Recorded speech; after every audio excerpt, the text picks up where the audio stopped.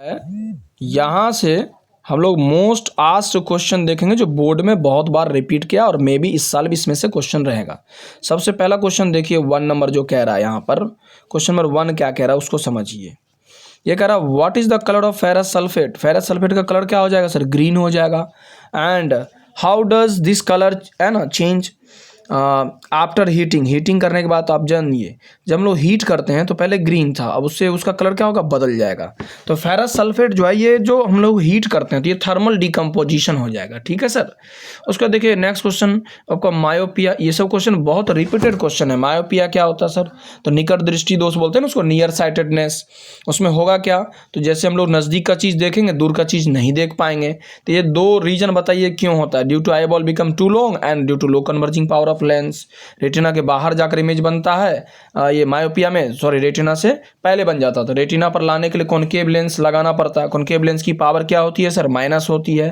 तो इस पर आपको बहुत बार पूछा है, बहुत बार। अब कहता है डिफाइन एक्सक्रीशन क्या होता है? तो removal of waste from our body is known as excretion. और बेसिक फिल्ट्रेशन यूनिट क्या होता है? किडनी। तो आप जान ही रहे होंगे नेफ्रॉन होते हैं क्वेश्चन नंबर 4 में। फिर क्वेश्चन नंबर 5 उसमें कहता है कि यूरिन कहाँ पर बनते हैं? तो यूरिन तो बनता है सर कहाँ पर? आपके बोमेंस कैप्सूल में। नेफ्रॉन में जो बोमेंस कैप्सूल होते हैं वहीं पर यूरिन का फॉर्मेशन होगा।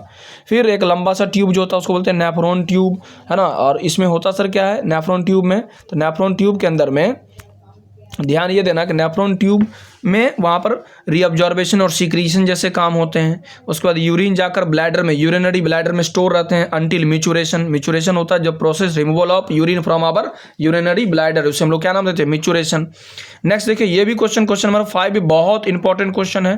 क्वेश्चन नंबर 5 क्या कह रहा है उसको समझिए। क्वेश्चन नंबर 5 कह रहा है सर कि देखिए question number 5 difference between shop and detergent. तो सॉप आप जानते हैं बेटर क्लीनिंग एक्शन नहीं दिखा सकता है as compare to the detergent. क्यों सर? डिटर्जेंट जो होता है उसमें हार्ड वाटर का भी टेंशन नहीं होता है। कैल्शियम मैग्नीशियम आयन जिस पानी में पाया जाता है उसको हार्ड वाटर कहते हैं, है ना।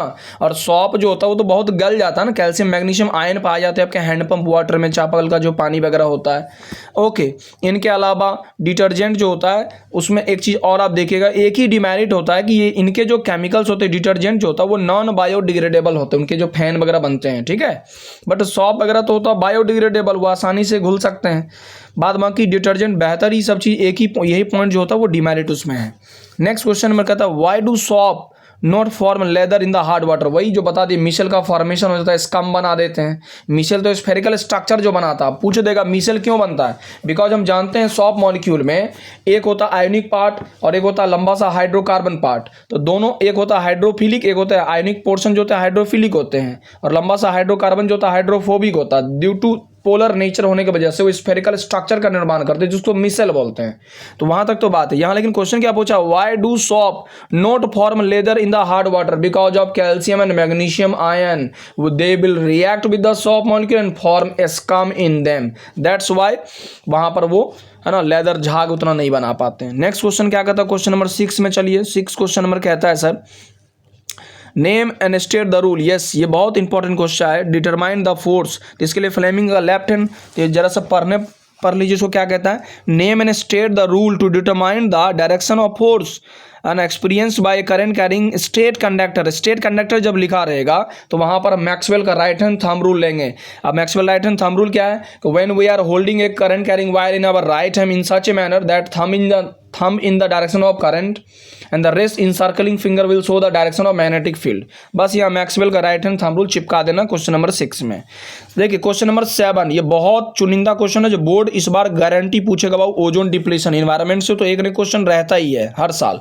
ओजोन क्या है? तो ओजोन एक ऐसा मॉलिक्यूल है जिसमें 3 ऑक्सीजन एटम पाए जाते हैं। और ओजोन बनता कैसे है? तो जब ऑक्सीजन मॉलिक्यूल्स मतलब O2 कंबाइन करता है एक सिंगल ऑक्सीजन एटम से तो बना देता है O3, है ना, अपर लेयर ऑफ एटमॉस्फेयर में। अब इसका काम क्या है सर? तो ओजोन हमारे बॉडी को सुरक्षित करता है, स्किन कैंसर होने से बचाएगा, कैटरैक्ट से बचाएगा। यदि कोई प्रेग्नेंट लेडी है तो घर में ही बच्चे मर सकते हैं, है कि नहीं। इनके अलावा क्रॉप का इल्ड भी घट जाएगा, है ना। इसके अलावा ओजोन के थिकनेस को किस में नापते हैं, डीयू में, डॉप्सन यूनिट में, डॉप्सन स्पेक्ट्रोमीटर में मेजर किया जाता है। यूएनईपी ने 1987 में जितने भी ऐसे सब्सटेंस होते हैं जो ओजोन को पतला कर रहे हैं, जिसको बोलते हैं ओडीएस, ओजोन डिप्लेटिंग सब्सटेंस, है ना, जिसमें आता है क्लोरोफ्लोरोकार्बन, जो पहले रेफ्रिजरेटर में यूज होता था, उस पर अब बैंड लगाया जा रहा। बोल रहा नहीं, अब वहां पर आप HCFC का प्रयोग करें। ये भी बहुत बार पूछा है कि CFC की जगह पर कौन से गैस का प्रयोग किया जा रहा था, HCFC का प्रयोग किया जा रहा है रेफ्रिजरेटर में कूलेंट के तौर पर। ओके अब कहता है we do not clean a pond in the same manner as we clean aquarium. ये भी बोर्ड में बहुत रिपीटेड क्वेश्चन है 7 का बी। तो पाउंड जो होता है उसमें तो different types of living organism पाए जाते हैं, जहां पर फूड चेन और फूड वेब दोनों एग्जिस्ट कर रहा है। वहां पर एक ऑर्गेनिज्म दूसरे ऑर्गेनिज्म को, है ना, वेस्टेज वगैरह को क्लीन करते जा रहे हैं, पीरियडिकली वो साफ होते जा रहा है। बट एक्वेरियम में क्या होता है, एक ही टाइप ऑफ मछलियां, एक ही टाइप का इकोसिस्टम रहता है। तो उसमें क्या होता है, जो भी वेस्टेज वगैरह होता है उसी वाटर में स्टोर होते जाते हैं फॉर ए लॉन्ग टाइम। यदि हम उसको पीरियडिकली क्लीन ना करें तो मछली भी मर सकता है। ठीक है, इन सब चीजों को जरूर ध्यान दें। नेक्स्ट क्वेश्चन नंबर 8 की तरफ मूव करें। 8 क्वेश्चन नंबर क्या कहता है सर, उसको आप समझ लेते हैं। कहता है यहां पर क्वेश्चन नंबर 8 में, what is the name and the structural formula of the compound formed when the ethanol is heated at इतना के और कॉन्सेंट्रेट। देखिए कॉन्सेंट्रेटेड सल्फ्यूरिक एसिड यूज किया है सर। तो वहां पर क्या होता है सर, वाटर, जैसे ही आप वहां पर डिहाइड्रेशन होगा तो वाटर रिमूव हो जाएगा, जिससे इथीन का फॉर्मेशन हो जाता है, CH2 डबल बॉन्ड CH2, है कि नहीं। इस इक्वेशन को जरूर देख लीजिएगा। अगला कहता है define radius of curvature of a spherical mirror. तो रेडियस ऑफ कर्वेचर क्या होता है, it is the distance from the pole to the centre of curvature तक के जो डिस्टेंस होता है उसे हम लोग क्या बोलते हैं, रेडियस ऑफ कर्वेचर, है ना। और ये जो पार्ट होता है स्फीयर का पार्ट होता है जिसका हमने मिरर यूज किया है। ठीक है, ओके। और उसको हम लोग कैपिटल R से रिप्रेजेंट करते हैं। It is twice of focal length. कहता है find the nature and focal length of the spherical mirror जिसकी रेडियस ऑफ कर्वेचर +20। देखिए प्लस जैसे ही आ गए यहाँ पर तो +24 सेंटीमीटर है। जैसे हम प्लस साइन को देखेंगे यहाँ पर प्लस, तो प्लस मतलब हो गया कॉन्वेक्स मिरर होगा। कहीं कॉनकेव का फोकल लेंथ रियल होता तो वो माइनस होगा, ये प्लस में, तो इसका मतलब कॉन्वेक्स हो जाएगा। ठीक है, ओके। नेक्स्ट क्वेश्चन कहता है इसी में B part, which of the following in state why the carbon is neither cation. अच्छा, कार्बन ना तो लूज कर सकता 4 इलेक्ट्रॉन। यदि वो 4 इलेक्ट्रॉन लूज कर दिया सर, तब तो उसके पास इलेक्ट्रॉन कितने बच जाएंगे, 2, क्या 6 होता है टोटल। उस कंडीशन में क्या होगा, प्रोटॉन क्या करेगा, उस इलेक्ट्रॉन को, बाहर वाले इलेक्ट्रॉन को खींच लेगा, एटम कोलैप्स कर जाएंगे, तो कैटाइन तो बना नहीं सकता। यदि वो 4 गेन कर लेते हैं तो इलेक्ट्रॉन की संख्या 10 हो जाएगी। 6 तो पहले से ऑलरेडी था, 4 लेने के बाद 10 हो जाएंगे। इस बार वो प्रोटॉन को खींच लेंगे बाहर, अगेन एटम कोलैप्स कर जाएगा। तो ना तो लूज करता है ना गेन, वो सिर्फ शेयर करता है। और शेयरिंग से जो बॉन्ड बनता है उसको कोवलेंट बॉन्ड बोलते हैं। लॉस और गेन से जो बनेगा उसको आयनिक बॉन्ड बोल देंगे। नेक्स्ट आगे मूव करें। कहता है bad conductor of electricity. Yes, क्यों बैड कंडक्टर होता है कार्बन कंपाउंड, बिकॉज वो कोवलेंट बॉन्ड बनाते हैं, आयन तो बनाते नहीं है। और इलेक्ट्रिसिटी के लिए आयंस का होना बहुत जरूरी है, बिना आयंस का तो इलेक्ट्रिसिटी कंडक्ट कर ही नहीं सकते। एंड उनके लो मेल्टिंग पॉइंट होते हैं। तो कोवलेंट कंपाउंड जो होते हैं उसमें फोर्स ऑफ अट्रैक्शन वीक होता है, इसलिए उसका मेल्टिंग और बॉइलिंग पॉइंट लो होता है। अब जैसे मान लीजिए फॉर एग्जांपल कि हम किसी व्यक्ति से मतलब लूजली पैक्ड हैं, तो कोई हल्का भी कोई दोस्त कुछ बोल दिया तुरंत हम उससे एक दूसरे से दूर हो गए। लेकिन फोर्स ऑफ अट्रैक्शन जहाँ स्ट्रांग रहेगा, जो कोई शादीशुदा जिंदगी अच्छे से चल रहा है, जो 10 साल 15 साल से, तो समझिए उसके फोर्स ऑफ अट्रैक्शन बहुत स्ट्रांग है, इसलिए वो टूट नहीं सकता है। तो सीधी सी बात है कि low melting point and boiling point होती है, बिकॉज उसमें फोर्स ऑफ अट्रैक्शन बस लिख दीजिएगा। ठीक है, नेक्स्ट कहता है एन इलेक्ट्रिक मोटर यूज्ड इतना वाट। अब देखिए पावर की ऐसा यूनिट सर हम लोग जानते हैं, पावर की यूनिट क्या होती है सर, वाट, है ना। पावर का 3 फार्मूला भी है, एक है P बराबर W/T, एक है P बराबर V/I, एक है P बराबर I² R, एक है P बराबर V²/R। ये चारों फार्मूला को बस ध्यान देना। कहता इलेक्ट्रिक मोटर इतना वाट का है, कनेक्ट किया गया 220 वोल्ट से। फाइंड द करंट I बराबर P, पहला ही सिंपल फार्मूला P बराबर V/I, तो I बराबर क्या होगा P/V। 220 से 110 में 1100 में भाग दे दीजिए, आंसर निकल जाएगा आपको। नेक्स्ट आगे मूव करें सर, आगे क्या कहता है सर, electric energy consumed by the motor for 5 hour. अब देखिए इलेक्ट्रिक एनर्जी के लिए आपको पावर को किलो में कन्वर्ट करना पड़ेगा। ठीक है, हाँ, बाय 1000 कर देना होगा। जैसे ही 1000 से उसको डिवाइड कर दीजिएगा तो 1.1 K हो जाएगा किलोवाट, है ना। और टाइम तो आपको पहले से आवर में है ही, 5 आवर दे रखा है, देखिए यहाँ पर 5 आवर दे रखा है, तो इसमें तो कोई दिक्कत ही नहीं होगा सर। और डेज भी दे रखा है 6, एक दिन 5 घंटा चलता है, टोटल 6 दिन चल रहा है। ऐसे साइंस के एग्जाम के 5 से 6 दिन बचा है, तो आप गुना कर लीजिए, 6×5 = 30 घंटा हो गया टोटल 30। तो यहाँ पर यदि बनाना होगा, सॉल्व करना होगा तो कोई बड़ी बात नहीं है। तो एनर्जी बराबर हम जानते हैं क्या होता है सर, E बराबर क्या होता है, power into time, P into T होता है। ठीक है सर, तो पावर को खाली किलो में कन्वर्ट कर दीजिए, जहाँ भी बिजली बिल की बात होगी तो किलो में टाइम हो जाएगा आपका 30 आवर हो गए, काहे कि 5 घंटे एक दिन के, तो टोटल 6 दिन में कितने हो जाएंगे सर 30 घंटे। 30 घंटे इंटू 1.1 आ जाएगा आपका बिजली। चलिए टोटल एनर्जी का कॉस्ट भी पूछ रहा है, जब 1 यूनिट पर 5 रुपये खर्च पड़ रहे हैं तो जितना आएंगे एनर्जी उसको 5 से गुना कर दीजिएगा। इस टाइप के न्यूमेरिकल्स आपको देखने को मिल जाएंगे, ज़्यादा पूछते नहीं है numerical. What happens when the human female eggs released by the ovary is not fertilise. देखिए बायो से क्वेश्चन है चुनिंदा, तो जब फर्टिलाइज ही नहीं होगा सर तो क्या होगा सर, मेंसुरेशन होगा वहाँ पर, क्योंकि जब तक अनमैरिड केस में होते हैं तो ओवम तो प्रत्येक मंथ रिलीज होती है, जिसकी वजह से पीरियड्स वगैरह होते हैं। तो लिखा व्हाट हैपेंस, क्या होगा when human female egg released by the ovary is not fertilized, तो then the breakdown of the inner wall, जो पहले मोटा हुआ था वो ब्रेक डाउन हो जाएंगे, ब्लड के फॉर्म में बाहर आ जाएंगे। अब यहाँ पर देखिए ये इस बार क्वेश्चन पक्का पूछेगा, name one bacterial and one viral disease जो एसटीडी है। तो बैक्टीरिया से होता है आपका कौन सा, साइफिल्स गोनेरिया, वायरस से होता है एड्स एंड वाट्स। ये बहुत चुनिंदा क्वेश्चन है बी। डिफरेंस बिटवीन द, है ना, रोस्टिंग एंड कैल्सिनेशन। रोस्टिंग आप पढ़े होंगे, कैल्सिनेशन होता है in the absence of air, limited supply of air. Roasting होता है in the presence of air, है ना। ओके, ये सल्फाइड ओर के साथ होता है रोस्टिंग, कार्बोनेट ओर के साथ होगा कैल्सिनेशन। 1-2 पॉइंट लिख देना है, काहे कि 2-3 क्वेश्चन रहता है ना, तो सब पर थोड़ी ना 3-4 नंबर देगा, 1-2 पॉइंट लिखना है बस, स्टेप मार्किंग करता है सीबीएसई में कॉपी जांच में। नेक्स्ट क्वेश्चन नंबर हम लोग आगे मूव करें। Right the chemical equation and illustrate, है ना, the aluminium for the cracking railways. अब आपको मालूम होगा थर्माइट रिएक्शन के अंदर एल्युमिनियम को यूज़ करते हैं, हाईली एक्सोथर्मिक होता है, तो उससे हम लोग रेलवे ट्रैक्स वगैरह को, लाइन को ठीक करते हैं। Name the anode and the electrolytes use in electrolytic refining of copper. आप कॉपर में जानते होंगे कि हम लोग एनोड के ऊपर में रखते हैं पहले इम्प्योर मेटल को, है ना, कैथोड पर रखते हैं प्योर वाले को। इलेक्ट्रिसिटी जैसे सप्लाई करेंगे तो सबसे पहले कॉपर सल्फेट, कॉपर जो होता है कॉपर सल्फेट सॉल्यूशन में जाएगा, फिर वहाँ से क्या होगा, कॉपर जो पहले से एनोड जो मोटा था वाल वो अब पतला हो जाएगा रिएक्शन कंप्लीट होने पर, और जो पहले कैथोड पतला था वो अब क्या हो जाएगा, मोटा हो जाएगा आफ्टर द। और एनोड के नीचे जो एनोड मर रहा था उसमें वैल्यूएबल मेटल को प्राप्त करते हैं, गोल्ड सिल्वर प्लेटिनम जैसे चीज़ों को। नेक्स्ट डायग्राम है longitudinal sections of the flower, है ना। ये क्वेश्चन को ध्यान दीजिएगा, क्या क्वेश्चन दिया है यहाँ पर, गौर करें।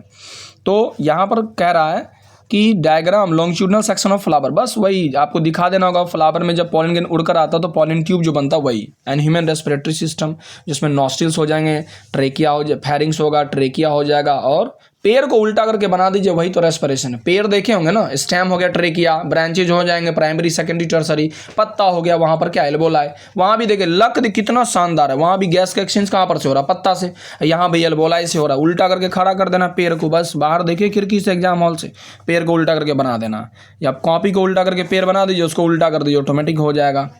अगला क्वेश्चन देखिए क्या रखा है यहाँ पर, क्वेश्चन नंबर 14 क्या कहता है, सो देखिए। अब कहता है right the molecular formula of the following. Methane का मॉलिक्यूलर फार्मूला पूछ के बताइए। CH4 होता है, उसमें नंबर ऑफ बॉन्ड पूछ दिया तो 4 सिंगल बॉन्ड होते हैं, है ना। प्रोपेन का पूछ दिया तो प्रोपेन में क्या हो, 3 कार्बन। देखिए मीथ मतलब 1 होता है, इथ मतलब 2 होता है, प्रोप मतलब 3 होता है, ब्यूट मतलब 4 होता है। उसके बाद तो मैथमेटिक्स शुरू होता है, पेंटागन, हेक्सागन, ऑक्टा, नोना, डेका, है कि नहीं। नवंबर दिसंबर जनवरी नहीं करिएगा, ठीक है, ओके। आगे तो प्रोपेन में कितना हो जाएंगे सर, प्रोपेन का यदि फार्मूला लिखे तो प्रोप मतलब होता है C3 होगा, C कितना होगा 3, H 3 दूना 6, 2 8 हो जाएगा, C3H8 हो जाएगा ना सर, नहीं होगा, H हो जाएंगे 8, ओके। चलिए अब इसमें बॉन्ड यदि पूछ दिया 8 3 11 तो लमसम हो जाएंगे, इसमें 10 बॉन्ड हो जाएंगे टोटल, ठीक है। नेक्स्ट कभी कभी बॉन्ड भी पूछ देता है। अगला कहता है why is there a difference in the rate of breathing in aquatic organism as terrestrial। आपको मालूम है कि बिकॉज अमाउंट ऑफ ऑक्सीजन जो वाटर में पाया जाता है वो डिजॉल्व फॉर्म में तो कम है, इसीलिए ब्रीदिंग जो होता है एक्वाटिक ऑर्गेनिज्म का फास्टर होता है as compare to the terrestrial. बस इतना ही लिख दीजिए, एक्सप्लेन क्या, इतना ही लिख देना, डरना नहीं है, नंबर अच्छा ही आता है। Next on heating a blue coloured powder of copper nitrate, copper nitrate वाला ये थर्मल डिकम्पोजिशन हो जाएगा सर। ब्लैक कलर कंपाउंड होता है कॉपर ऑक्साइड, और उसके साथ साथ ब्राउन गैस निकल जाएगा, nitrogen, copper nitrate, nitrogen gas निकलेगा ही निकलेगा। बहुत बार रिपीट किया ये question, first chapter chemical reaction equation से दिया हुआ, आइडेंटिफाई द रिएक्शन, तो कौन सा हुआ, तो डिकम्पोजिशन रिएक्शन हो जाएगा सर, है ना। राइट द बैलेंस, उस पर एक रिएक्शन लिख देना होगा आपको, ओके। चलिए नेक्स्ट आगे मूव करें सर। आगे क्या कहता है क्वेश्चन नंबर, सो देखिए क्वेश्चन नंबर 26, वाटर सोलेनॉइड। ये आपका फिजिक्स का बहुत चुनिंदा क्वेश्चन है। सोलेनॉइड क्या होता है? सोलेनॉइड के बारे में आप जानते होंगे, it is a long coil of insulated copper wire wrapped around a soft iron core. उसका मैग्नेटिक फील्ड पैटर्न जो होता है बिल्कुल बार मैग्नेट के जैसा होता है। बार मैग्नेट में आपने पढ़ा होगा कि नॉर्थ पोल से हर समय, जैसे ये मैग्नेट हो गया सर, ये मैग्नेट के यहाँ नॉर्थ हो गया, इधर में साउथ हो गया, तो मैग्नेट के बाहर होता है नॉर्थ टू साउथ डायरेक्शन होता है, एरो आपको जरूर देना होगा, नॉर्थ टू साउथ होगा, है ना। और मैग्नेट के अंदर क्या होता है, साउथ टू नॉर्थ डायरेक्शन चलेगा क्या, बिल्कुल। और अंदर में यूनिफॉर्म होते हैं मैग्नेट के अंदर, और बाहर में नॉन यूनिफॉर्म होगा। मैग्नेटिक फील्ड लाइन सबसे ज़्यादा स्ट्रॉन्ग कहाँ पर होगा, at the poles, because number of field lines वहाँ पर ज़्यादा होते हैं, ठीक है। Okay, what are hormones? Chemical substance जो हमारे बॉडी में प्रोड्यूस किया जाता है इंडोक्राइन ग्लैंड के द्वारा, उसे हम लोग हार्मोन्स कहते हैं। थायरोक्सिन कौन सा ग्लैंड रिलीज करता है, देखिए लिखा हुआ है, तो थायराइड ग्लैंड, उससे क्या होता है, thyroid gland thyroxine hormone release करता है, उसके कमी से ग्वाइटर हो सकता है।